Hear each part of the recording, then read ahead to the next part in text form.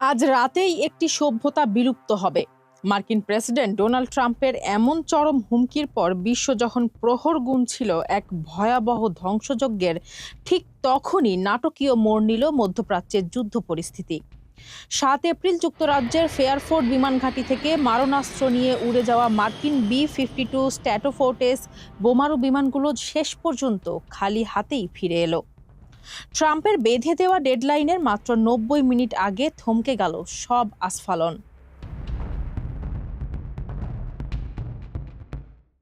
যদিও দিনের শুরুতেই খাক দ্বীপের তেল টার্মিনাল আর ইরানের সেতুগুলোতে মিসাইল হামলা চালিয়ে চাপ তৈরির চেষ্টা করছিল পেন্টাগন, কিন্তু তেহরানের অদম্য প্রতিরোধ আর 1,40,00,000 স্বেচ্ছাসেবীর মানব ঢাল তৈরির খবরের সামনে থমকে যেতে হয় পরাশক্তিকে।